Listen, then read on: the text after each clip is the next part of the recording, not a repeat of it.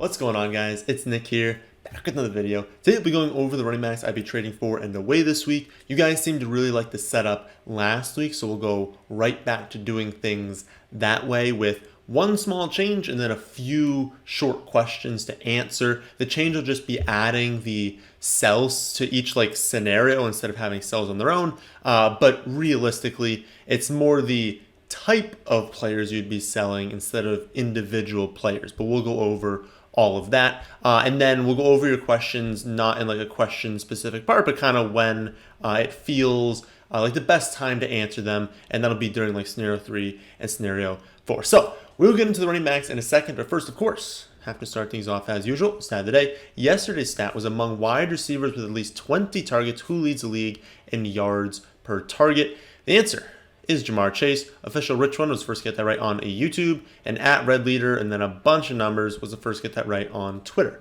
Today's stat.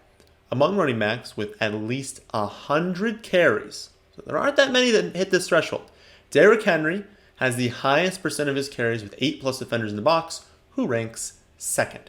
All right, so like I said, we're going to answer some questions at different points, mainly in scenarios 3 and 4, but I want to go over one of them to start because it doesn't really fit into a specific scenario. Someone just asked about how does league size impact the types of trades you're going to send. I think that's an excellent question because it absolutely impacts things. Sure, everyone wants, studs in every format, every league size. It's not like, oh, Derrick Henry's a good target in 8-team leagues, but a bad target in 16-team leagues, right? He's just a great player to trade for. You want good players. However, always lean towards giving up a ton for studs in smaller leagues while taking a little bit less risk in deeper formats. By that I mean every single trade offer that you send or consider accepting in an 8 or a 10-team league should be a 2 or a 3-for-1, and you are getting the 1.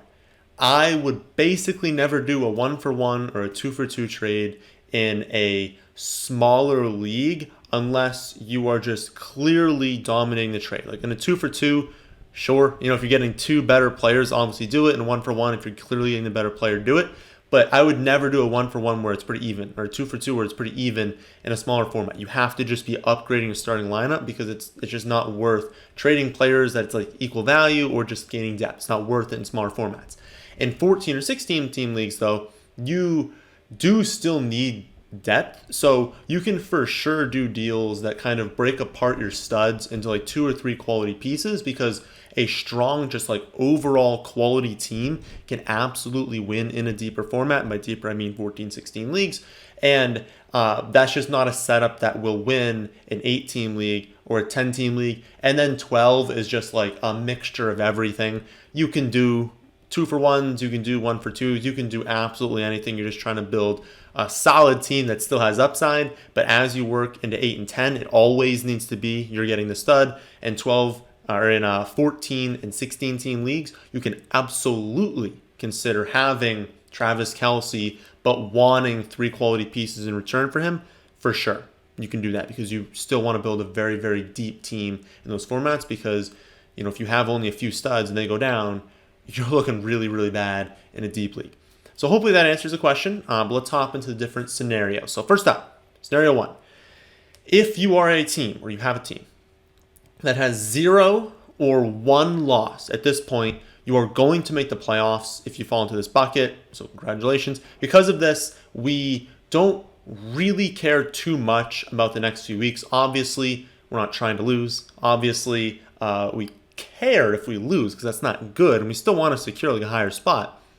But we can afford to assume some risk in the trade market if this is us, and maybe say, okay, I'm losing these next few weeks, I'm losing a few points per game, maybe. I'm putting myself in a worse situation to win right now, but I'm putting myself in a much better situation to win down the line. That's what you have to be doing in this format. You should be targeting injured studs on underperforming teams. And by teams here, I mean your league, not an injured stud on a bad NFL team, your league mates, a team that has 0, 1, 2, maybe 3 wins.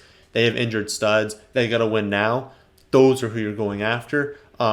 You should absolutely also be messaging. Use the message feature. You're not trashing teams, but point out. Be like, hey, you've got some quality pieces, but you absolutely need depth. Point that out to teams and have them realize, yeah, maybe I do need some depth. Maybe they do need to win now. And so maybe there is a player who's hurt right now, who doesn't have great matchups coming up, and you're looking at your team or another person's team, and they have 2 wins, 5 losses, and they're going up against a great team, and they're not projected to win this week. They probably need to get a deal done. They probably need to improve for this week, and you can give them help this week in exchange for, well, one of their players who's maybe hurt, maybe underperforming right now, that's going to be better down the line. Top players I'd target: Darrell Henderson, Aaron Jones, Austin Eckler, Dalvin Cook. Now, those 4 names you're going to hear a lot today. They are the top healthy studs we should be trading for. And realistically, no matter what scenario you fall into, Darrell Henderson, Aaron Jones, Austin Eckler, Dalvin Cook. If you're looking to make a big upgrade at running back, those are the 4 names you're trading for right now. I don't care what bucket you fall into. I don't care how many wins you have. Those are the players you want to be acquiring. It literally doesn't matter what your record is. But then also, on top of these players, you should be considering Nick Chubb, should be returning from injury, should be really good when he returns, Christian McCaffrey, and Saquon Barkley, especially if the people who own those players need to win now. And some other studs maybe to go after, assuming that the people who have these players have like 0, 1, and 2 losses, like they're really, really low end, they need to break up their studs, are DeAndre Swift, Najee Harris, and James Robinson. I don't think any of those 3 are going to come cheap, but if you can talk to the people who have these guys and they have to win now, they have to acquire depth, then these are players I really, really like going forward. Just again, they're not cheap. We're not buying low on them. We're just buying them in general if we can. But realistically, you're targeting any team in your league that needs depth and needs to win now. It's not as much about the specific players that you're going after. It's more about the type of team you're targeting. These teams are much more likely to give you a better deal. So you're not really, like I said, buying low. You're just trying to acquire any sort of stud that you can for cheaper. As far as sell high, there's really nothing, to be honest. Like, you're not selling high if you have 0, 1 losses. Like, what you're doing is just taking any sort of depth pieces that you have and you're trying to upgrade where you need to. Do you need an upgrade at quarterback, tight end, your second or third running back spot? Wherever you think you need to upgrade, go to your bench, because it's probably pretty good if you have this many wins, and package those players together for an upgrade. It's not about selling high after a big game from players. It's just about using your depth to make these trades. And remember, you're not flipping in this scenario. Don't do 1-for-1s, 2-for-2s. Make sure you're giving up multiple players for 1. Scenario 2, this is when you have 2 losses, or maybe you're 4-3, but you're like top 3 in points scored. You still have a really, really quality team. You probably should have 1 or 2 losses, but you got a little bit unlucky. In this scenario, you're still in like really, really good shape to make the playoffs. You're not a lock. No one's a lock if they have, like, especially 3 losses right now. You're not a lock to make the playoffs. But you're in really, really good shape if you fall into this scenario. You definitely can't get like complacent and start being like, oh, I'm making playoffs, my team's good to go. Like, you still need to try and make upgrades. You still need to think about the long game, but know that you're not a lock.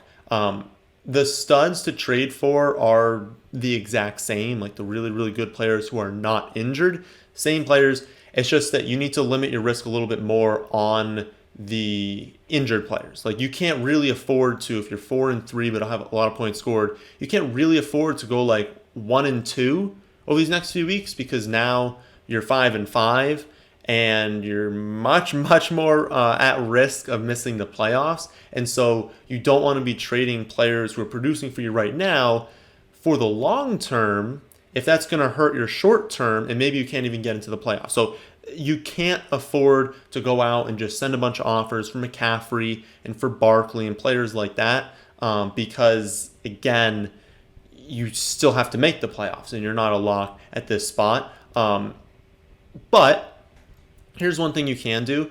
Does the McCaffrey owner have Chuba Hubbard? Does the Barkley owner have Booker? So if they do, or if you can do, like, talk to multiple players and just end up acquiring both, like maybe you acquire Chuba Hubbard, then you acquire McCaffrey, that's totally fine. So that is one thing you can do in this scenario, is acquire both McCaffrey and Chuba, both Booker and Saquon. That lowers the risk while also giving you that path in the future. So I would do that. I would try and go after the studs because again, like the last thing you want to do is not get Chuba, trade for CMC. That's great. That's great down the line, great for the fantasy playoffs, but then lose like 3 of the next 4, see him placed on the IR again, and now you're in a really, really bad spot and you lost a lot of value. It wasn't worth the risk. So you can take risk, 0-1 losses. You can still do it with 2 and maybe the 3 losses, but make sure you're still setting yourself up to win in the short term. And then the sells are the exact same thing. It's not about trying to sell high on players after doing well, especially at the running back position where very few players even have a ceiling. It's more about what's your depth? Can we upgrade with that? On to scenario 3 though. This is where things start to really change. You've got 3 losses, but you're not top 3 in points scored. Like maybe you deserve to be 4-3, or maybe you're even lucky a little bit to be 4-3, or you have 4 losses, so you're 3-4. In this spot, we are definitely just not trading for the injured studs. It's going to cost us too much to do that. We definitely have to win now. It's not worth it unless we're getting an insane deal. Like maybe the McCaffrey owner comes to you and is like, I'll give you anything. I'll give you one of your bench running backs. Well, obviously, we're taking that. But most of the time, you're not going to get some huge deal. And so just don't even waste your time trying to acquire injured players. You do have to make the playoffs. So if you're like 4-3, low point scored, you're 3-4, we're not assuming a ton of risk. We want to win right now. I would still stick to those higher end players that we talked about. Darrell Henderson, Aaron Jones, Austin Eckler, and Dalvin Cook. And then I'll add in a few lower end options because like realistically, if you find yourself into this bucket, you probably don't have as many bench pieces, as strong of a team to be able to acquire those players. And so 2 other players you could look at are, of course, Javonte Williams. As always, I continue to believe he's a very talented running back, continue to believe to close the season he's going to take over from Melvin Gordon, and he's going to be good in fantasy, and he already is being good in fantasy. And then Myles Gaskin, that's a new name. Gaskin's been very inconsistent, very up and down this season, and just not someone that we've trusted, but that's really been because of Malcolm Brown. Malcolm Brown has these weird games where they give him the ball in the red zone, or they give him a bunch of carries, or he's just on the field doing nothing for a large portion of the game. Well, he just went on IR with, I believe, a quad injury. I think it was a leg injury, but it really doesn't matter for us. He's on the IR. And so we see that happen, and then we see Gaskin go out there and play a season high in snaps. We know Gaskin's talented. Talent has never been the issue for Myles Gaskin. He's a very good player, very good in fantasy because he's so good in the receiving game. We saw him go out 15 carries, 4 targets. Now that Brown is going to miss some time, Gaskin could easily get goal line work. So now we've got a back who can score touchdowns, get carries, and get targets. Hitting on all 3, that improves upside, it improves floor. And this is still a Dolphins team that while they're going to throw a lot, they're still going to use running backs, and they're pretty good. They're not an elite team. They're a pretty bad defense, but they're pretty good on offense. So it's still a team that I want to lead back on. And so he is a great lower end option to go after because of those things I just talked about. For sells, I wouldn't be dumping hurt studs, but I would strongly consider any offer I'm receiving for them, and I would put them on the trade block to notify teams that you're willing to part with them. ESPN, it's not very good, the trade block. Like I don't even know how to find it really. But if you play on Sleeper, it's pretty good. I mean, when you place someone on the trade block, everyone gets notified in the chat, and then it's always on that like left pull-up page. You can kind of scroll through the players in the trade block. When you're opening up trades, you can see it. Like it's really well set up. So make sure if there's someone you're willing to part with, you're putting them on the trade block and notifying everyone in your league. You're much more likely to get offers for that player. But again, like I would be willing to accept deals under this scenario that break apart my team's studs, whether or not they're hurt. So definitely the injured ones, because again, we do need to win right now. And so trading away some injured stud players for more depth is definitely something we can do. But even if you fall into a different scenario where you don't have an injured stud, but you still have a stud and you need to like upgrade in other places, I'm definitely fine doing it. This plays into a question I got last week. Someone asked if we have a lower end team. They said 1-5, but I think it applies to teams that have like 2 and 3 losses right now. There's someone that took Kelsey early, but like their team just isn't playing well. Do we hold Kelsey, who's a very valuable player, and you could just transfer Kelsey into like any first round pick really, or do we break them into multiple pieces, a 2 or 3 for 1 trade. If you're a team that like last week was 1-5 and now you're like 1-6, or maybe you're 2-5, or maybe you fall yourself into this bucket, like I think the bigger part is like identify, is depth a problem for your team, or are you getting unlucky? Like, are you still scoring a lot of points and Kelsey's still like a valuable piece to your team and you think you can produce moving forward? Then you don't have to do this. But I think if you can look at your team and see that you have 2 or 3 losses and like you deserve, or 2 or 3 wins, and you deserve to have that many wins, and you look at it and you're like, man, I just every single week I have no idea who I should be playing at running back 2. My flex is just garbage every week. You can probably self-identify if depth is the largest issue for you. And if it is, absolutely. You basically have to. If you've got someone like Travis Kelce, the unfortunate thing is you're probably going to have to target the higher end teams. So remember when we talked about scenario 1, scenario 2, those are the people who are trading for Kelce because they have so much depth that they don't know what to do with it. And they're like, yeah, well, there's only one Kelce. There's only so many tight ends who are very good. I will give up a lot to acquire them. Well, those are the people you have to go out after. And it's like, I know it's going to feel bad trading with like the clear number 1 team and giving them Kelce, but you're still going to make the playoffs. And in order to do that, sometimes you need to trade with these top end teams because those are the teams who can give you the most. It's not worth trading for some other garbage team who's not going to offer you as much and the trade's really not going to help you. But if you're looking at these higher end teams and you see like 3 really nice options that they have, they're probably willing to part with them if they're, especially like a few of them aren't in their starting lineup, to upgrade with someone like Kelce. So again, it's not going to feel good. Your league mates are probably not going to like you, but realistically, win-win trades are the best to do. And if you've got a stud player, you're a lower end scenario team, and you need depth, you just have to be targeting trades for multiple pieces on the higher end teams. I know it's not going to feel good, but you kind of have to. Scenario 4.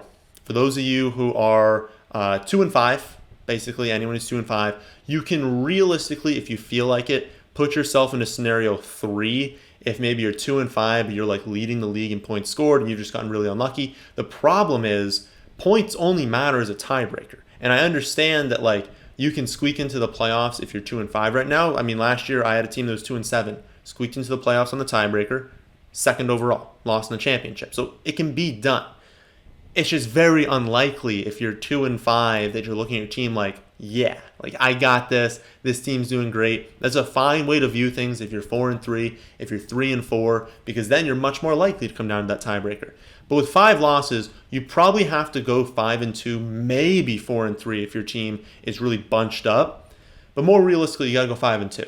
And so I had a question in last week's video talking about teams that were 2-5, had injured studs. Basically, what do you do with them? You have to sell them. Like, I don't think there's a universal answer, but if you're 2-5 and you've got players who are going to miss multiple weeks and have value when they return, it's the same thing we talked about in the scenario before. You kind of have to just be targeting scenario 1 and scenario 2 teams, giving them McCaffrey, Carson, Barkley, Clyde, Montgomery, giving up these players who are hurt now, notifying them, be like, hey, this guy's going to help you in the future. You don't need to win right now. It's a depth for you. But you need to get, multiple players in return. So I really think you have to be doing that. If you're like 2-5, you've got to win now. Again, we're going after those same 4 running backs that we've talked about this whole video. And we're targeting teams that can afford to lose those players. Realistically, like, if you're 2-5, you might not be able to afford those higher-end running backs. So again, go back to Javonte Williams and go back to Myles Gaskin. I'll add in Zach Moss as well if we're looking. And this is how I thought about the teams that like who we're trading for. It's like really good matchups coming up. Don't go on by. It's like Dalvin Cook has the Cowboys, the Ravens, the Chargers. Austin Eckler has the Patriots, Eagles, Vikings. Aaron Jones coming off a down week and also has Cardinals, Chiefs, and Seahawks. Really good matchup. So that's why those guys are there. But then also adding in Zach Moss, Dolphins, Jaguars, Jets. So that's why we've been talking about some of these higher end players as to why they're good. But then Zach Moss also the clear goal line back on a very high scoring team. Going into 3 weeks where they're probably going to score 30 in every single game, Zach Moss is also someone we consider in this format. I know that it might be tough trading for like the big four that we wanted, the Aaron Jones, Darrell Henderson, we've got Dalvin Cook, and Austin Eckler.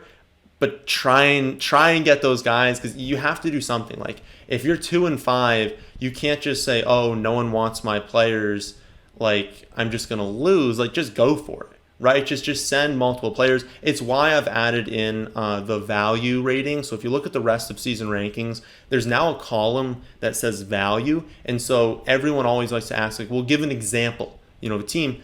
I can't give you an exact example of who you'd give up to trade for a player, because what are the odds I hit on 2 or 3 players that's on your team? Like, pretty low, right?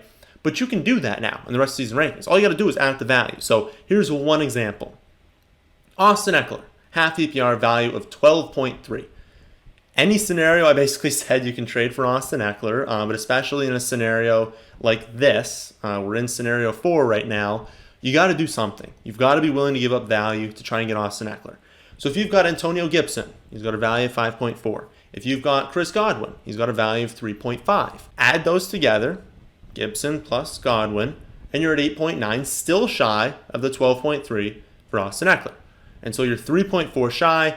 Look at the value of players who are at 3.4. It's like Michael Carter, Damian Harris, Chase Claypool, and Marquise Brown. So if you've got any of those players, plus Gibson, plus Chris Godwin, that's probably what it's going to take to get Austin Eckler. Now, ideally, you'd like to win the trade, right? So you'd like to give up players whose total value is less than the, 12.3 for Austin Eckler. That's what you'd ideally like to do, but also know that the person has to still want the deal, right? If you're trying to trade for like Derrick Henry, I think his value is around 16, number 1 player.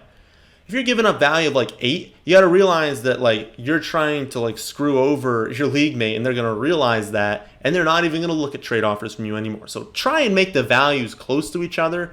But at the end of the day, you're obviously still trying to win these trades. Fifth and final scenario. You got 0 wins. You got 1 win. You're in a brutal spot. You have to win out. That's really not an option at this point. If you have not won yet, you need to win out. You're not making playoffs. You don't win out. Like I said, I was 2-7 last season. Still went to the championship, so it can be done, because that would be week 9. You can be 0-7 right now, win out, still go.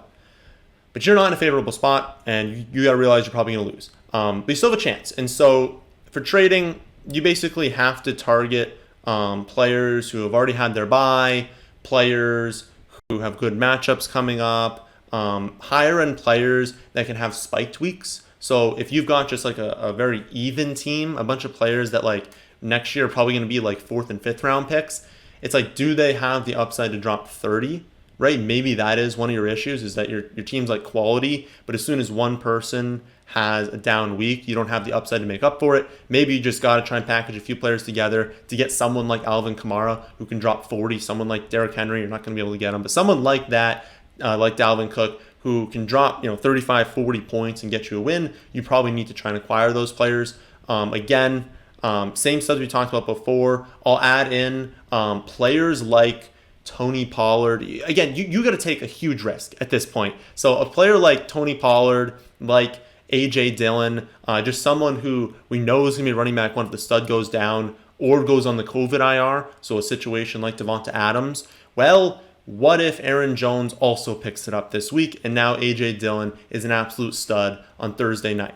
You probably have to take some sort of risk and just cross your fingers and hope that something really good happens for your team and one of your backup running backs ends up hitting. You guys know who those players are. They're the Madisons. Again, Tony Pollard, A.J. Dillon, players like that who will be awesome if the stud goes down or goes on the COVID IR. That's probably what you have to do. You got to understand that you're not making the playoffs if you don't do anything. So trade a bunch of players for a stud or do something like that. Got to do one of the two to try and make the playoffs. For sells in this scenario, it's literally anyone who's hurt, or honestly any running back going into a bye. You got to be at full strength for the rest of the season. So if you have a running back going on bye, or one that's going to miss even just 1 week with an injury, you have to trade them away. You have to get something in return, because you have to win every week going forward. So that'll do it for this week's running back trade targets video. If you liked the video, well, then be sure to leave a like. And remember, you can always see my rest of season rankings and now use them as a trade calculator to come up with your own trade examples at our website, thefantasyfootballadvice.com. That, my friends, is the end of this one. Hope you all enjoy. If you did, how about hitting that like button, and how about subscribing to the channel if you're new here? Thanks for watching.